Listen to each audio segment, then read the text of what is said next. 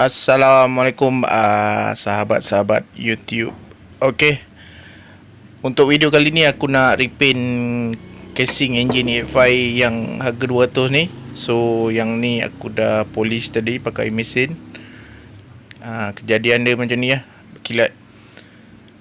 Alright, dalam dia aku cuci macam tu dulu. Nanti kita cuci lagi bersih. Yang ni pula cover hub untuk sport rim LC. Ni batang shaft brake dia aku dah polish. So inilah mesin dia.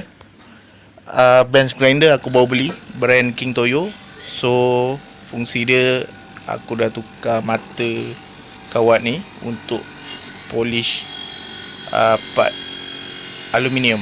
So wire dia jenis yang halus, so dia tak makan cover yang kita polish tu.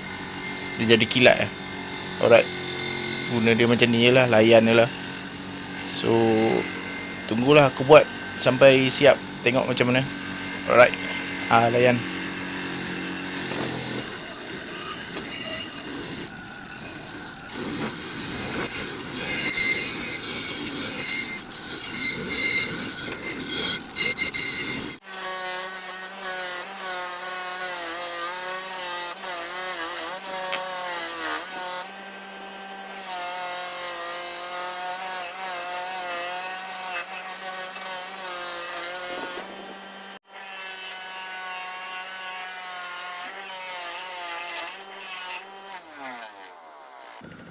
Okay guys, hasil dia macam ni part yang cat ni. Sekejap lagi aku akan bubur paint remover dengan celah-celah ni, sebab mesin tu tak boleh capai kawasan tu.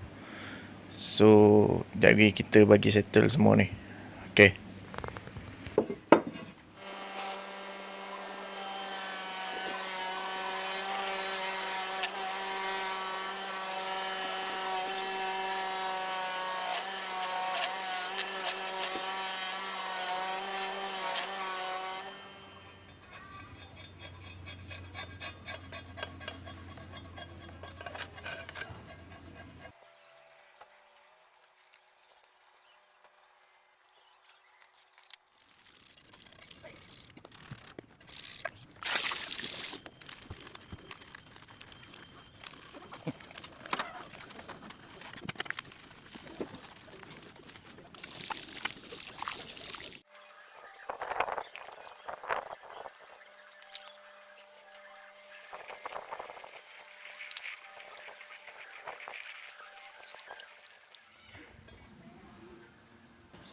Okay, siap basuh semua. So macam ni lah, dia kilat.